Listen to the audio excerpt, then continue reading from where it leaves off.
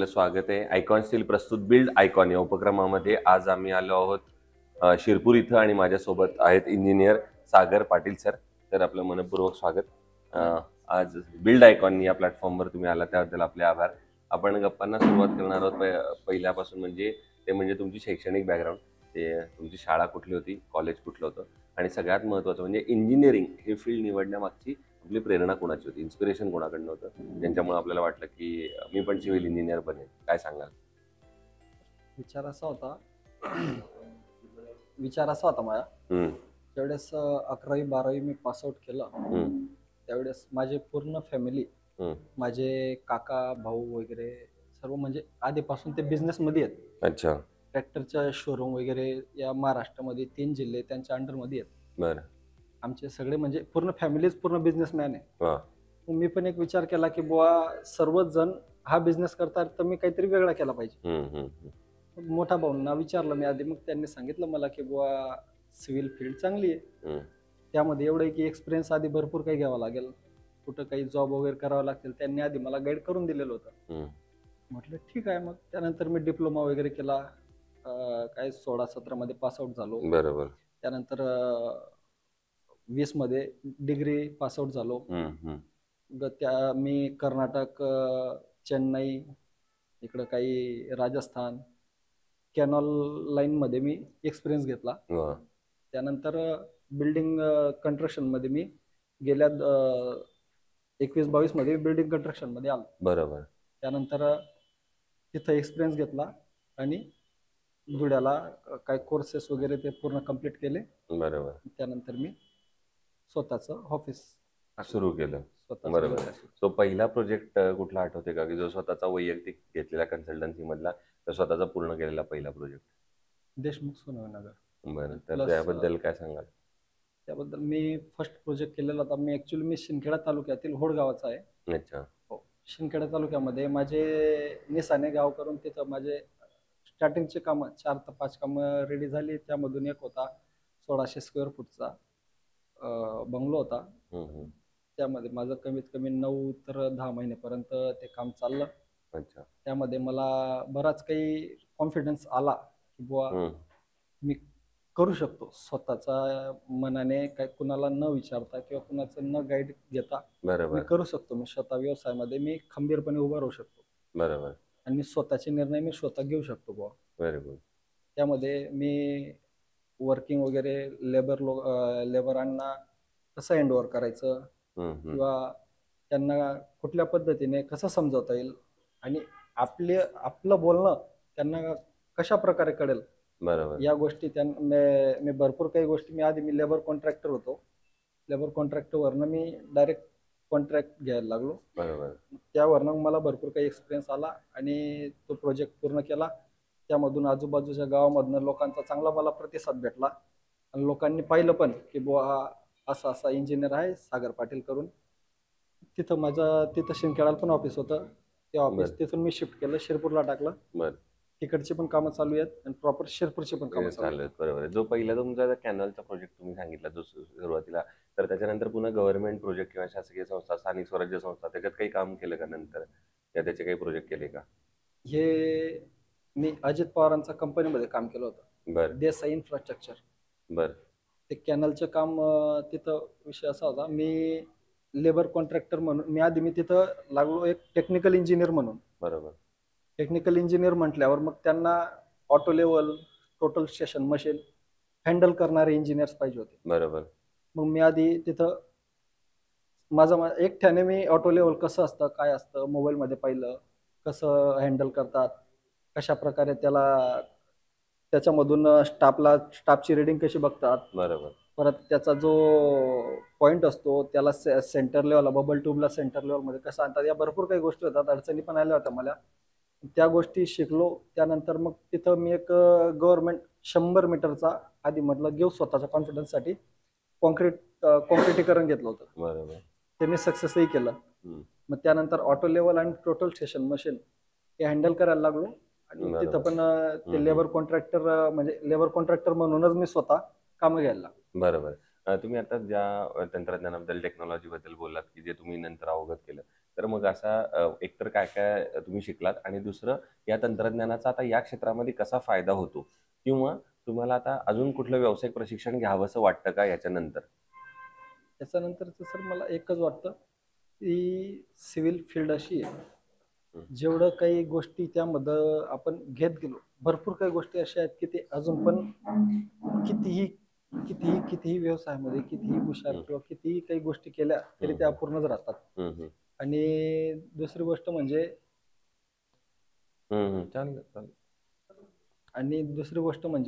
आज auto level total station machine building construction मध्ये इथं तर त्यांचं तर काही काम तर नसतं, पण एक जिथं मोठा प्रोजेक्ट असतो पुणे मुंबई वगैरे, बरोबर. आता इथं काय असतं आपल्याला जो लेवल ट्यूब जो असतो त्याच्याने आपल्याला लेवल काढता येते, पण बरोबर. टोटल स्टेशन मशीन वगैरे या ज्या गोष्टी आहेत या कॅनलला रोडला मोठमोठ्या हिल स्टेशनावर या वापरल्या जातात, म्हणून या गोष्टींची इथं तर काही आवश्यकता येत नाही. पण हा, येणे प्रॉपर्टी कोणाला करायची असेल किंवा काय प्लॉटिंग वगैरे आखायचे असतील त्यावेळेस ते येतं कामात, की बरोबर. रस्त्यांची लेवल किती घ्यायची, त्यानंतर प्लंबिंग फिटिंग वगैरे जे चेंबर येतात त्यांना पण ऑटो लेवलची गरज पडते. म्हणून या भरपूर काही गोष्टी शिकण्यासारख्या आहेत आणि अजून पण जास्त आहेत, ॲडव्हान्स टेक्नॉलॉजी पण आहे भरपूर, बरोबर. पण ते शिकू, भरपूर आवड पण हळू-हळू. आहे आपल्याला बरोबर. आणि हळूहळू हळूहळू शिकू द्या. दुसरं बीइंग इंजिनियर, जर धुळे जिल्ह्याचं विकासाचं विजन वैयक्तिकरित्या विचारलं तर तुमचं त्याच्यावर काय मत किंवा काय मुद्दे असेल, की धुळे जिल्ह्याचा विकास पुढच्या 15-20 वर्षात तुम्ही कसा बघताय किंवा होण्यासाठी कुठल्या महत्त्वाच्या गोष्टी आहेत ज्या क्षेत्रामध्ये डेव्हलपमेंट विकास झाला पाहिजे? धुळे जिल्ह्यामध्ये विकासाचं एक जर म्हटलं तर ज्या भागात पाणी आहे, आता शिरपूर एक पाणीदार आणि शिक्षणदार आणि दमदार या तीन गोष्टींमध्ये फेमस आहे. हं. पण एक काही तुमच्या सावर्डे फाटा किंवा वर्शी फाटापासून तिकडचा भाग जर पाहिला, तिकडं पाण्याचा तर विषय तर असा आहे की तिथं गेल्या भरपूर काही वर्षापासून लोकांची तर अपेक्षा आहे की बुवा तिथं 150-150 फूट जरी बोर केला तरी पाणी लागत नाही. बरोबर. इथं 60-70 फूट जरी केलं, 50 फूट जरी केलं तरी पाणी चिरकांड्या मारतं बाहेर. बरोबर.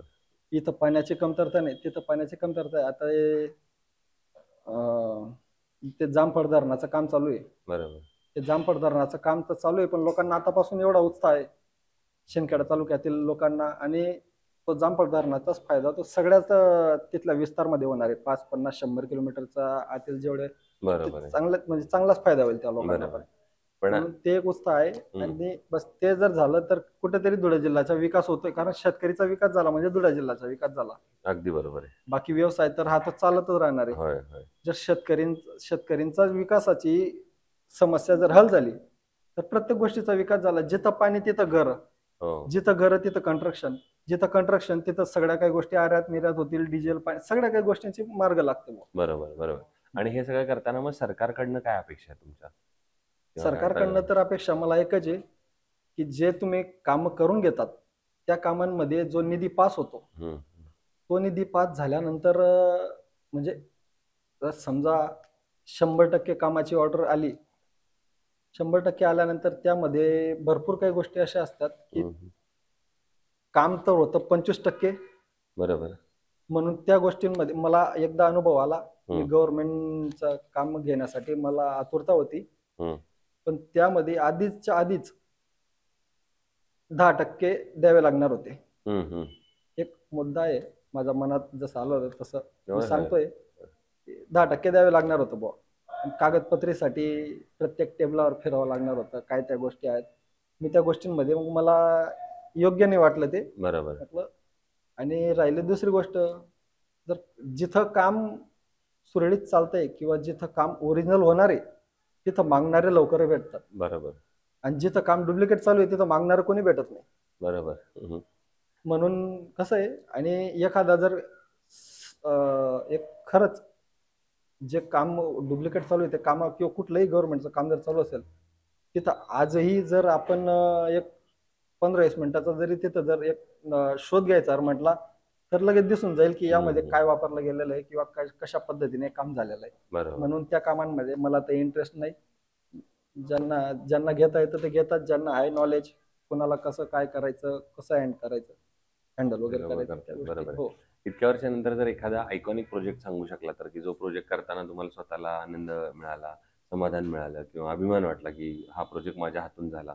काहीतरी वेगळेपण आहे या प्रोजेक्टमध्ये मी करताना, काही क्रिएटिव्हिटी वापरली असं? शिरपूर तालुक्यात शिंगावे शिवार दौलतनगर मध्ये माझं एक 1650 स्क्वेअर 1450 स्क्वेअर फूटचं काम चालू आहे. तिथं आपले जे कृष्ण भाऊ आहेत आयकॉन स्टीलवाले, हम्म. त्यांच्याकडनं म्हणजे पूर्ण काम आयकॉन स्टीलनेच करतोय. तिथं बरोबर. गेल्या म्हणजे म्हणजे 5-7 साईटींवर पावसाळ्यामध्ये माझ्या साईटी चालू होत्या. 5-7 साईटींवर मी कुठं पोलाद, कुठं राजुरी, कुठं हे वापरलं उमा. तर एक आयकॉन बद्दल मला एक हे पटलं त्याचं, की बुवा एका महिन्यात ते काम मी 1 महिन्यापर्यंत बंद राहू दिलं, कारण जाय यायला व्यवस्थित रस्ता नव्हता हो. म्हणून पावसाळ्यामध्ये. आयकॉन स्टील गंजलं नाही, अच्छा, व्हेरी गुड. लवकर गंजलं नाही. त्या गोष्टीचं मला हे वाटलं, चांगलं वाटलं बुवा, म्हणून मी आयकॉन स्टीलला मी वापरतोच. क्या बात आहे. आणि दुसरा एखादा प्रोजेक्ट असा की ज्याच्यामध्ये थोडंसं आव्हान आलं, जेव्हा अडचणी आल्या, किंवा एखाद्याला असं वाटलं की अरे कोणाचा तरी सल्ला घेतला पाहिजे, किंवा कधी हाताखालच्या कामगारांनी तुम्हाला मदत केली आहे तो प्रॉब्लेम सोडवण्यामध्ये, असं आव्हान आणि त्याच्यावर कशी मात केली, असा एखादा प्रसंग? तर बघा, काम करताना सकाळी जर आपण म्हणजे कामाची सुरुवात जर केली, तर सर्व काही गोष्टी आज जो मालक असतो किंवा जो इंजिनियर असतो किंवा जो काम हँडल करतो, त्याचा सर्व मोबाईलवर गेम असतो. बरोबर. कॉन्टॅक्ट करणं लेबर लोकांना, कुठं काय चाललंय, कुठं काय नाही चाललंय. आणि आपल्याला अडचण जर आली, की बुवा आता अशी टेक्निकली अडचण आहे, पण एक की जे आपल्या फील्डमध्ये जे असतात, बरोबर. आपले फील्डवाले आपल्याला मदत कधी करत नाही.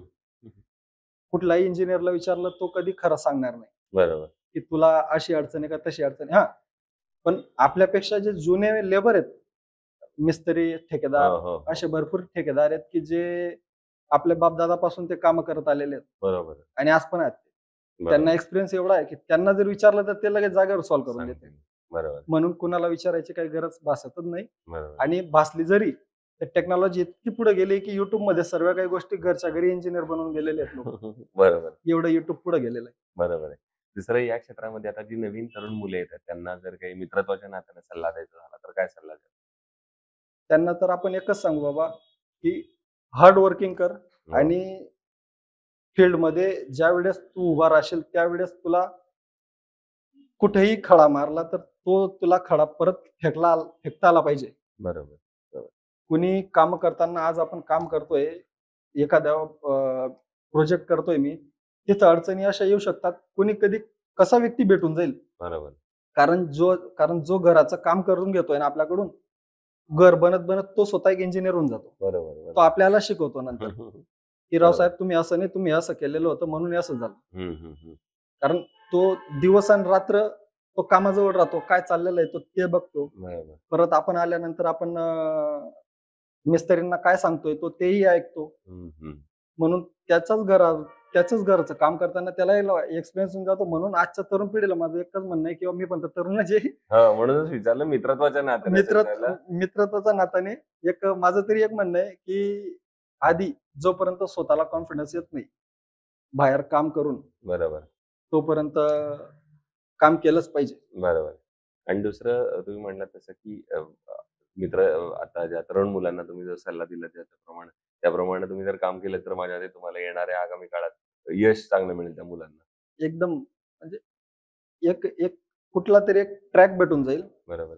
आणि एक तरी असतं की बुवा सिव्हिल मध्ये असे भरपूर इंजिनियर्स आहेत, निरनिराळे, म्हणजे रस्त्याचे इंजिनियर वेगळे, परत तुमचे इंटेरियर एक्सटेरियर इंजिनियर वेगळे, परत कॅनल लाईनचे इंजिनियर वेगळे, परत टोटल टीएस मशीन वाले इंजिनियर वेगळे, हॉटेल लेवल मशीन वाले वेगळे.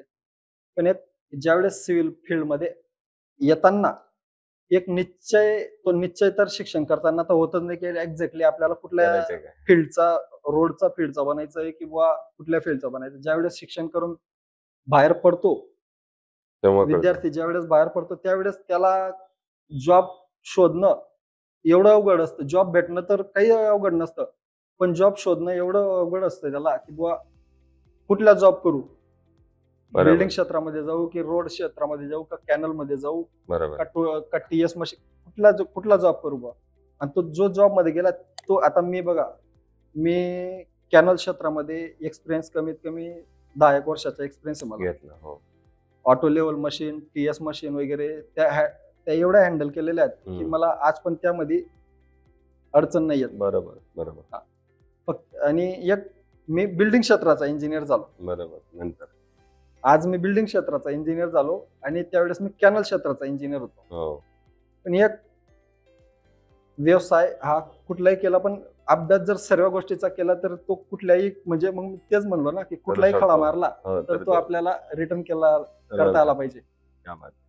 सो हे होते इंजिनियर सागर पाटील सर आणि त्यांनी सांगितलं तसं ते स्वतः तरुण आहेतच, त्यामुळे त्या तरुणांना त्यांनी हाच महत्वाचा सल्ला दिलेला आहे की या क्षेत्रात भरपूर अमर्याद संधी आहेत, नक्की या, मोठ्या संख्येने या आणि अनेक क्षेत्र आहेत, ते क्षेत्र तुम्ही निवडा आणि मग त्यामध्ये यशस्वी व्हाल. पुन्हा एकदा तुमचे मनपूर्वक आभार की तुम्ही या आमच्या बिल्ड आयकॉन प्लॅटफॉर्मवर आला, तेवढ्या मनमोकळेपणाने गप्पा मारल्या आणि आगामी काळात असेच आयकॉनिक प्रोजेक्ट तुमच्या हातून घडावेत याच मनपूर्वक शुभेच्छा.